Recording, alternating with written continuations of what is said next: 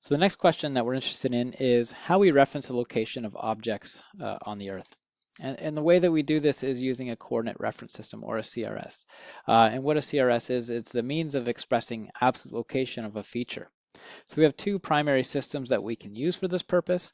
The first is geographic coordinate reference system, where location is expressed using spherical coordinates. And this is our commonly used example of latitude, longitude, and elevation. Or we can use a projected coordinate reference system, where location is expressed as a distance from a reference point on a projected plane. So for geographic coordinate systems, we express location using an angle from an anchor point or an origin. And we develop a network of intersecting lines, which are commonly our latitude, longitude, elevation. The geographic coordinate system is a reference system for a curved Earth, which is useful sometimes in visualization or useful when we want to understand precisely where something is located. However, we can run into problems trying to perform mathematical operations on multiple points because it becomes complicated. It's also difficult when we're displaying information because often our medium is two-dimensional in nature, whether it's a paper or a monitor. Now, whether we're using geographic coordinate systems or projected coordinate systems, these are all based upon a geodetic datum. And what a geodetic datum is, it's a definition of the precise shape of the Earth. And that forms the basis for any system that we're going to use to locate ourselves on the surface. And so there's a number of different datums that exist, but the two that are most commonly used, at least for our purposes, are the World Geodetic System of 1984, which is also called WGS 84, and the North American Datum of 1983, also known as NAD 83.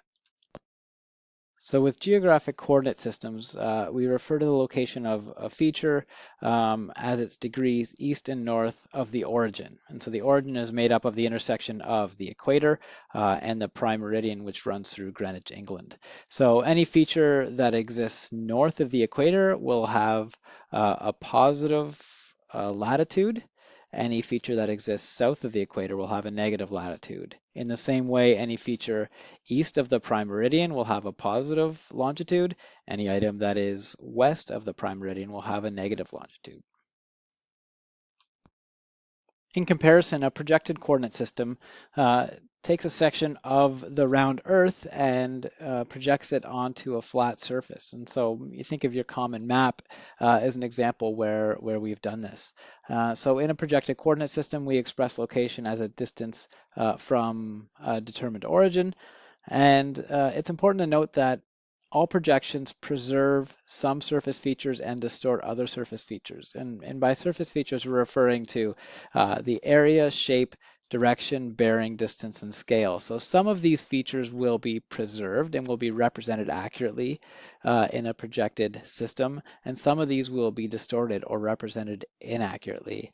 Across the bottom of the slide are a few examples of commonly used projections. And ultimately, the projection you use depends on the purpose of your map. So similar to the geographic coordinate systems, in a projected system, we reference the location of a point by its certain units north and east of the origin. So any feature that is north of the origin will have a positive northing, and any feature that is south of the origin will have a negative northing. In the same way, any feature that is east of the origin will have a positive easting, and any feature west of the origin will have a negative easting. So finally, let's consider some of the elements that you want to include in your map and think about some of the considerations that you want to make when you're styling this map. So a map should have a number of fundamental elements. Probably first and foremost, you need to have some sort of data that you're including in your map. But you also need other annotative features as well. So it's important to include a title that provides enough information to the reader so that they can understand what's being shown in the data. Often you'll see a frame or a neat line included, which delimitates what is included in the map with the external material. A scale bar is important for conveying to the reader what the representative fraction of distance to the map is to actual distance on the ground. A legend is helpful in explaining what the different pieces of information that you have on your map are, and also communicating what colors being used for, or what sort of categories are being shown with this data. A north arrow helps to orient the reader so they know where this is located in space. Source information is important if you need to cite where this data came from. So just as with any scholarly activity, it's important to cite your sources. And you may want to include information about the author of this map, which may be you, the date you created it, the projection that you've used, any copyright that's associated with it, etc.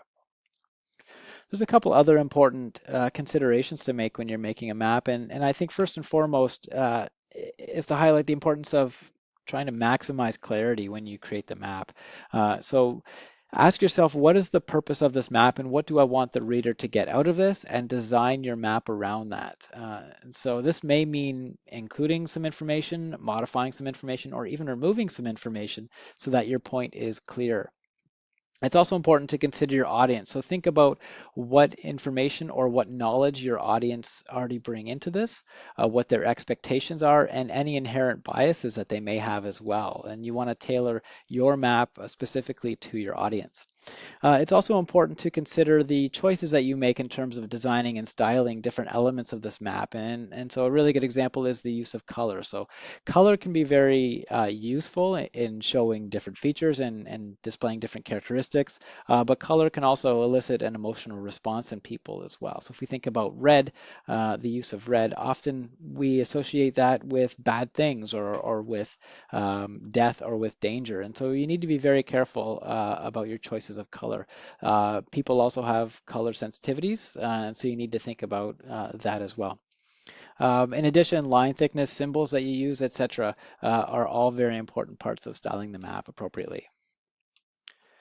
All right, so let's talk about where to find geospatial data. And so the data that you're using for this assignment are going to be provided to you, but in the future, you may be working on a project where you want to find some of this data. And so here are a couple very good resources that are available to you. And so the first resource I'll point you to is Scholars GeoPortal, which is data that's made available to you through the McMaster Library, which coordinates with all libraries in Ontario in order to subscribe to certain data products and then make them available for you to explore and download and use in your analyses. There are also a couple of municipal open data portals that you may want to take a look at. And the first that I've linked to here is the City of Hamilton Open Accessible Data Catalog, as well as the City of Toronto Open Data Catalog is a fantastic resource as well.